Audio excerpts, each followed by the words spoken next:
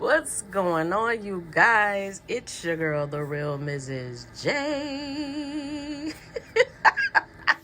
Yeah, I was just laying here, right? And I was thinking.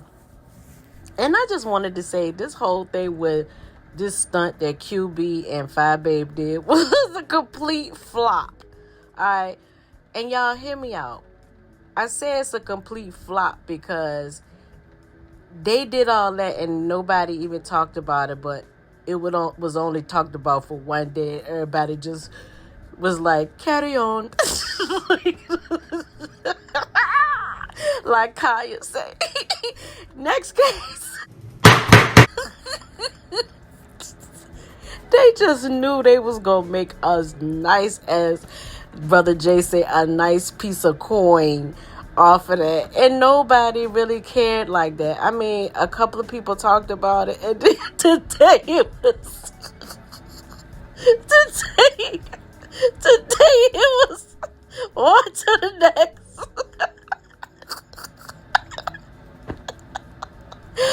Oh my God, I'm sorry, y'all. Just find that hilarious. Okay, completely hilarious. And y'all know I just got off work, so I'm chilling, if you know what I mean. That just made me it just got me so tickled. But anyway, you guys, also let me just talk about something real quick. So you have people that they come on here and they try to exude this intelligence about themselves, right? But in trying to prove a point, and I'm not even gonna say no names, because if you know who I'm talking about, then you just know, okay? But you can't come on here and try to prove a point and seem like you're outraged because this person is being abused, right? And I'm not saying, y'all know my stance on domestic violence. I've told my story and all of that, okay?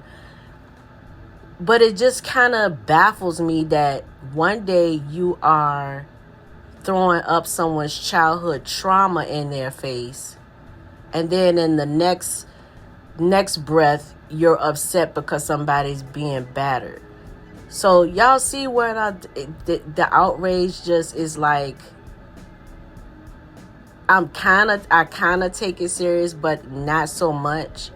And just because of what they've done in the past, and it's sad to say, because this is a serious situation and a serious topic when you talk about domestic violence, but you can't throw someone's childhood trauma in their face and then turn around and be a domestic violence advocate. But you didn't have that same energy when you threw up somebody's childhood trauma in their face. Like, that's why I can't. I just can't. I cannot. But on another note as well, he was saying that he actually called all these different agencies to try to find this woman and this and that. Let me explain something to y'all about when somebody is in a domestic violence situation. First of all, they're not going to come out of it until they're ready to come out of it.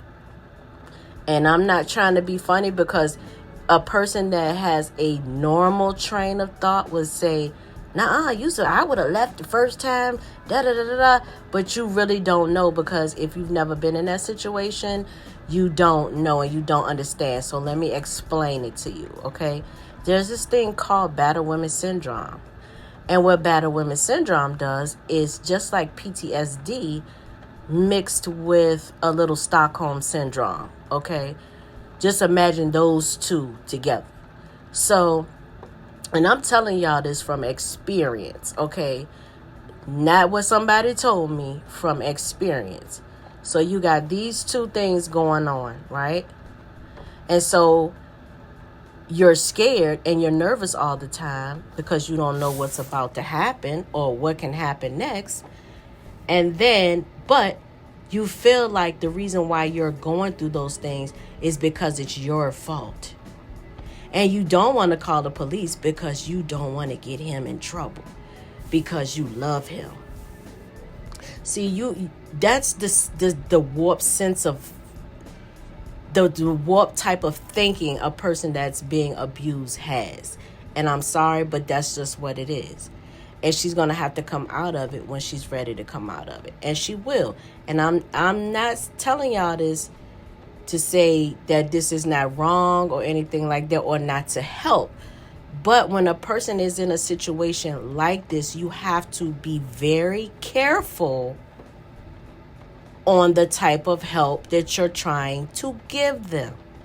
So if you're calling agencies and what you're actually doing is you're putting her life in more danger. And the reason why I'm saying that is because if you do have the police or some agency show up at their home and they pretend like they don't know what the hell going on, and those police leave, you don't know what type of danger you have now put this woman in. So I understand that people want to help, but this is not for YouTube. This is a very serious and real life thing. And it's a sensitive thing. So instead of making videos and running your mouth and talking about what you done, especially if this the abuser is on YouTube as well, you're only making it worse for her. And a person that has been through it before, lived it, lost parents to it, and all of that, I think I'm pretty qualified to tell you that the type of help you're trying to give can only put her in further danger. But you guys, this was supposed to be a light and a laugh, but I wanted to save that for another video, but it's all good though. It's all good, but don't forget to like, comment, and subscribe to my channel, The Real Mrs. J. And I'll see y'all on the next video. Peace.